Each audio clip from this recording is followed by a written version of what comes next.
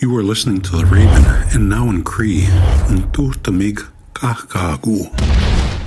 We are on the line right now with Bernadette Ayatel with the Creating Hope Society down in Edmonton, Alberta, downtown. Bernadette, can you tell us a little bit about what you and your organization do down there? Yes, Creating Hope Society was actually founded for the 60s and 70s child welfare scoop. And at one time, we did a lot of advocacy, but now we do a lot of programming, early intervention, prevention program for our families. And we have a housing program, as well as we have a communication program and a COVID-19 program. We have been quite busy with the COVID-19. Some of the work we have been doing is being able to provide hampers as well as one-on-one mental health uh, talks with people who are in need of talking during the hard time of the COVID, this pandemic. And we have been able to really work with our families. We're into three different communities. We're in Leduc County, as well as Fort Saskatchewan and Edmonton. So we're quite involved, and we're getting a little larger than what we used to be, like urban Edmonton, but now we're kind of like spreading out a little bit more. Great, and you have some amazing women down there. I've met a few of them over the years, and I know you guys do great things.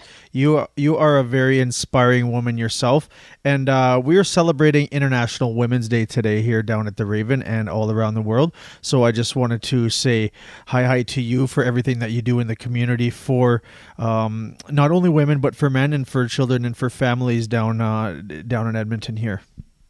For sure, for sure. Thank you. I appreciate that. And, just wanted to say International Women's Day is something to be celebrated and to celebrate all of our positive things that have been going on, but also not forgetting our ancestors, our aunties, our grandmothers, our cookums, our Japan, our because without them they plowed the way for us, to for us to have a better life, and we always have to remember that now it is our turn, this generation, to plow the way for our next generation. And I see our young women who are going back to school, they're getting their masters, they're getting their bachelors, they are, into this education, and they really want to save the environment. They talk about things that we weren't able to talk about, Yes, 30 yes, years ago. So things have really moved forward, and the whole matriarchy is alive. It's it there, is. It and we is. see it. So I wanted to Yeah, share that. it is. It's it's such a different time than uh, say, of course, like 50 years ago, where women weren't even allowed to vote, let alone go get a master's and become, the prime minister of a nation or the vice president of a nation or a judge or a lawyer, and it's I think personally it's about time, that women get a kick at the can and get it and get the opportunity to lead things and to lead the way for the coming generations. For sure. And one of the biggest things is that I would like to see more women, in the power within the government. Like when we talk about Jody Wilson, Raybould, is that her last name? I can't remember. But I just think about her, and I think about, the influence that she had and how powerful it is to be in that influence. And Pearl Kelly Hazen and Thelma Shalifu, and I think about all those women that were like in power, and they created an awareness, that you can be anything that you want as an Indigenous woman, right? And that you can move mountains if you want to. And one of the things that for me, like when I started with Creating Hope Society, it took me a long time to actually have a voice and being able to bring that forward. And it was from women like that. I would hear them talk and go, oh my God, that's how I want to be. I want to be strong. I want to have a voice. Yes, I want to be yes. able to, and Yeah. now I see these young people that are, they're doing it, I think about Jade Nichols, when she spoke about her nephew, Colton, And Yes. what a powerful voice that she had, that she went all the way to the UN. And and it's expiring, because it's just one of those things that, yeah, we have come a long ways. We still have ways to go, and I think we need to be able to work together, be one together, because, like, we can't work in silos anymore. We just can't, because we'll lose ourselves if we work in silos. And everybody needs to be treated fairly, and everybody needs to move forward and to heal, from everything, from residential schools, from everything and anything, including this pandemic. We're constantly healing, and it's at the to a thank you to our women for helping us heal through that. And I think, as men, we are finally at a place where we can stand back and say, okay, you know what, thank you, finally, thank you. I think it's a different time now than it was 40 years ago, where men wouldn't give credit where credit is due to some of the women out there. Well, in our culture, we never really had gender equality. I mean, that doesn't come from our background of who we are as Indigenous people. And I learned that over the years, because I grew up in a very white environment in the child welfare system, and growing up in the white towns and white cities. And I am woman, hear me roar, roar. And I remember that first time I said that at Nietzsche Institute.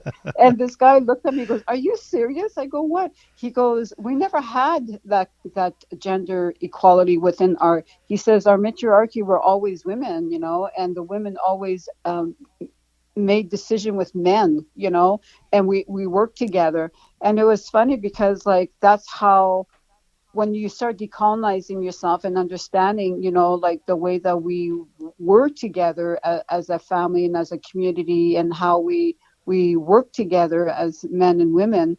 And so it was really, really interesting just to see that and to hear that. And so I'm slowly decolonizing myself. It's has not been an easy, because I'm very much about policies and legislation. Yeah, yeah. It's comes with the territory with your line of work, right? Exactly, so I'm like, oh my God, how do I do that? But no, Yeah. I think we have come a long ways, and I'm really, one of the biggest things in my life, I have to say, is that I'm happy. I'm so happy that I was born a woman. And the reason why I say that is because there's a beauty in being a woman, and practicing your femininity of who you are. And that part of us, was actually taken away within the residential school. That part of who we were, Yes. Yeah. as who we were supposed to be as Indigenous women. And And the scoop, and the yeah, and the scoop too, yeah, right? Yeah. yeah, for sure. So I always think, I think that our women are strong, and we're resilient, and we have come a long ways. But one of the biggest things is that we need to support, the next generation that is coming. And like your daughter, you have a little daughter, right? How old is she now? Yeah, like my oldest is 11. I also have a 7-year old, and I grew up. I was different. I grew up with all women, so I grew up with a single mom with older sisters. So I always had a high respect for women. I had to, because it was like I wouldn't be where I am and who I am without the women in my life, and even my grandmother. And yeah, like, so it's like, because of women like you and all the amazing women around us, my wife included, and all the women in the community that are making huge moves out there. It's inspiring for these young girls coming up, and exactly like you said, this next generation is what we need to pass the torch to some of these young women, to teach them to be strong. Yeah, so we are talking with Bernadette Ayatel down at the Creating Hope Society. And Bernadette, one more time, how can people get a hold of you and yours and the services that you guys offer down there? They can look at our website, www.creatinghopesociety.ca, or they can call 780-477-7961, extension 201, which is 780-477-7961, extension 201. And our wonderful Cheryl Petrobridge will direct you to whatever request that you have. And if we're able to provide and being able to guide you in any way, we're surely going to do it, you know. And you Yeah. know, other resources, there's lots of resources within the city that we work with, you know, in partnership with Bent Arrow, Ben Cafro, Native Counseling. So the people are in pretty good hands. They just have to call, reach out and call. Right? Yeah, yeah, yeah, yeah.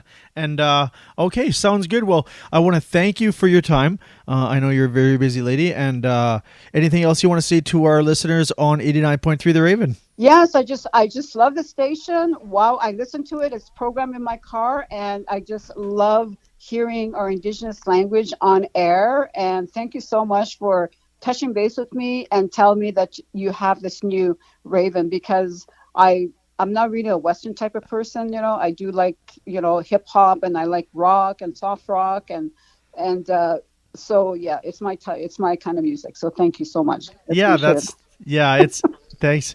We appreciate it. We're having a lot of fun doing this with the new station, and it's given a lot of Indigenous artists and language. And I think it's something fresh for Edmonton, and something that was very needed in Edmonton for a while here. Yeah, for sure. Okay, you take care of You yourself too. tonight. Thank you so much. Hi, Bye-bye. thank you. Yep, bye bye. You were listening to The Raven, and now in Cree. Ntu Tamig Kahkagu.